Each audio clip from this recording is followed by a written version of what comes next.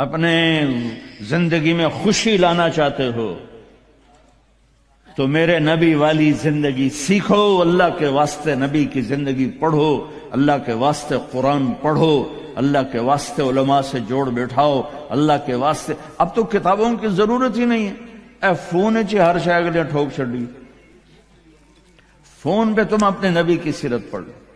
اپنے ایک بہت بڑا تاجر تھا لاہور وہاں ادھر پاکستان میں، تو ہم کھانے پہ کٹھے تھے تو اس کے فون کی گھنٹی بجی، اس نے یہاں فون لگایا اور ادھر کھانا شروع کیا، پورا آدھا گھنٹہ وہ لگا رہا، ایدے بھی تے ایدے بھی۔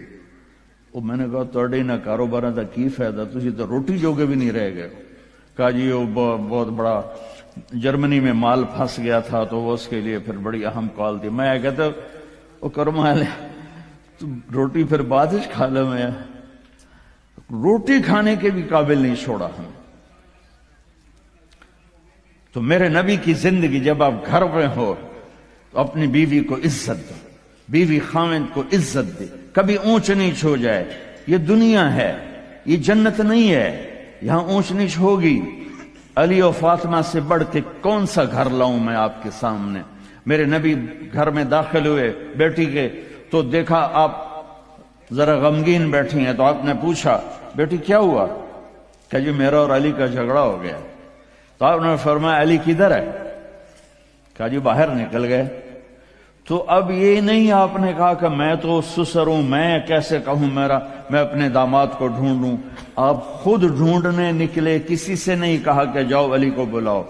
جب گئے تو وہ مسجد میں لیٹے ہوئے تھے اور کمر پہ مٹی لگی تھی، تو آپ نے پیار سے کہا ابو تراب اٹھو۔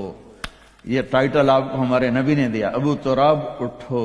ان کو اٹھایا، کچھ نہیں کہا، ساتھ لائے اور گھر میں آ گئے۔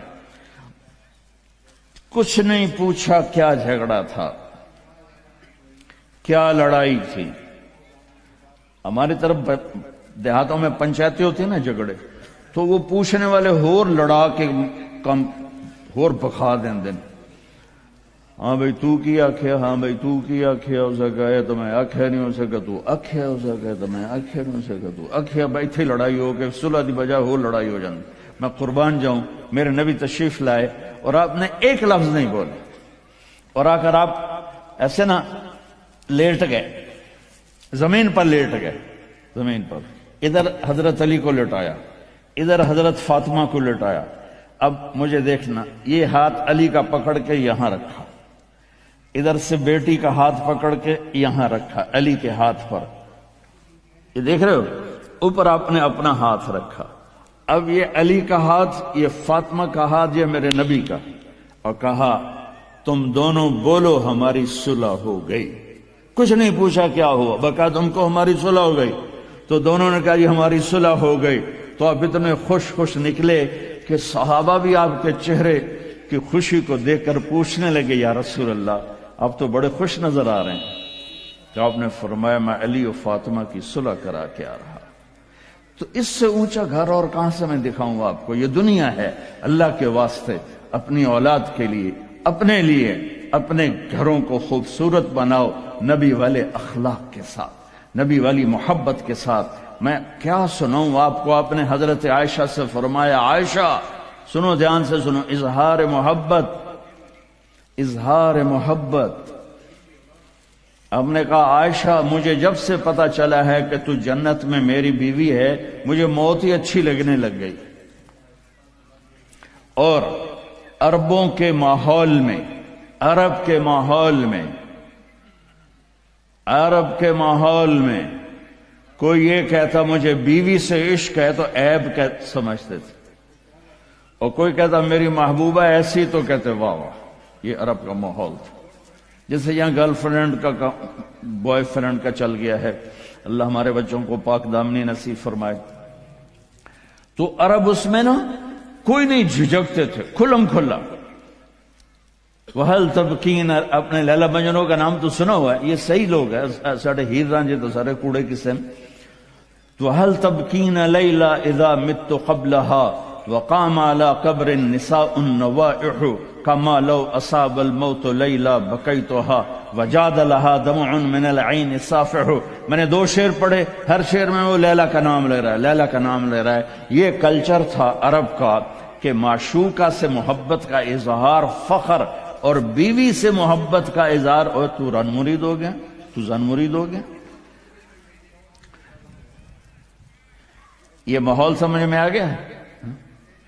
اس ماحول میں ایک شخص مسجد میں آتا ہے اور ایسے محفل لگی ہوئی ہے، رو آ کر پوچھتا ہے یا رسول اللہ آپ کو سب سے زیادہ کس سے پیار ہے؟ من احب الناس الیک. تو آپ نے اس کے کان میں نہیں کہا اور آتے بس، آپ نے زور سے فرمایا عائشہ سے. اللہ، وہ تو ہل گیا. آپ نے کہا عائشہ سے.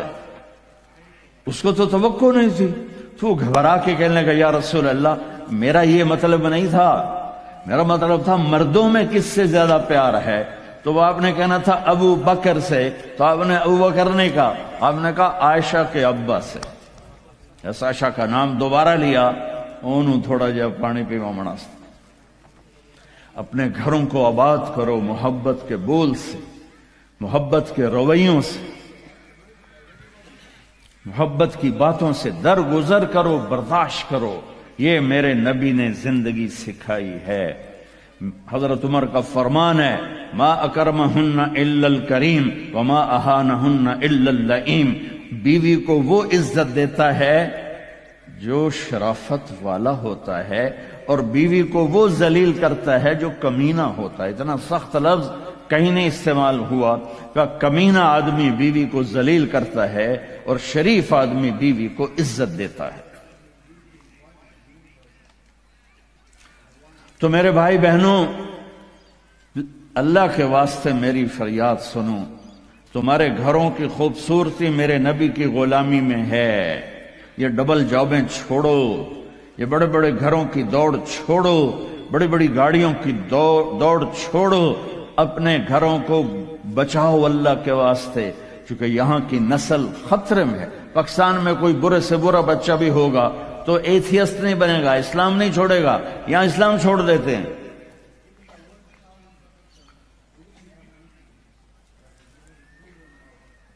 میں آپ کو اپنے گھر کی بتا رہا تھا. ایک بچہ مجھے ملنے آیا، کہنے لگا جی میں نے پورے پاکستان میں ٹاپ کیا ہے ایف ایس سی میں، اور کنگ جو ٹاپ کرتے ہیں وہ کنگ ایڈورڈ میڈیکل یونیورسٹی میں جاتے ہیں. تو 2 دفعہ میں خودکشی کی کوشش کر چکا ہوں، پلز کھائیں، گولیاں، لیکن وہ زندگی تھی بچ گیا. میں نے کہا بیٹا تو چھوٹا سا ہے، تو نے یہ خودکشی کی کیوں یہ تو نے قدم اٹھایا؟ کہا جی میرے امی اور ابو اتنا لڑتے ہیں کہ ڈسہارٹڈ ہو کر میں 2 دفعہ خودکشی کی کوشش کر چکا. ماں اور باپ کی لڑائی نے اتنے بریلینٹ قابل بچے کو مرنے پر مجبور کر دیا. کوئی بھوک نہیں تھی، سوکھے تھے، اچھے خوشحال گھرانہ تھا، لیکن خامد بھی بد زبان، بیوی بھی بد زبان، تو بچے خودکشی پہ آ گئے. بھائیو اگر آپ اپنے آپ کو خوبصورت بنانا چاہتے ہو، دیکھو میں ہاتھ جوڑتا ہوں، سب دیکھو، اس زبان پہ قابو پا لو. یہ زبان خوبصورت ہو گئی، دل جڑ جائیں. یہ چند روزہ زندگی ہے. میرے نبی کی 2 سنتیں لے لو. ایک زبان پہ قابو، یہ اس زبان پہ قابو پا لو، اس زبان پہ قابو پا لو، اس زبان پہ قابو پا لو، تو آپ کے گھروں کے 90% مسائل ختم ہو جائیں گے. اور دل کو سب سے صاف رکھو، اور اپنے ایک دوسرے کا ہاتھ بٹھاؤ. اپنے بچوں کو اپنی دولت سمجھو، ان کو یہاں اچھا مسلمان بنا کے چھوڑو. اب یہ نسل یہاں رہنے والی ہے، واپس نہیں جائے گی. نہ تم جاؤ گے نہ تمہاری نسلیں جائیں گی. ایک پٹھان کوئی بیٹھا ہو تو پہلے معافی مانگتا ہوں. تو ایک پٹھان کا خرگوش گم ہو گیا، تو لوگوں نے افسوس کیا کہ خان جی آپ کا تو خرگوش گم ہو گیا. تو وہ کہنے لگا ارے بھائی غم نہ کرو، ہم نے اس کو نسوار کھلایا ہوا ہے، جب نشہ ٹوٹے گا ہمارے پاس ہی آئے گا. تو تمہیں آسٹریلیا کی نسوار لگی یا تم پاکستان واپس جاؤ گے؟ نہیں جاؤ گے، ادھر ہی رہو گے۔ لہذا یہاں اس طرح زندگی سیکھو کہ آپ کی نسلیں اسلام پہ باقی رہیں۔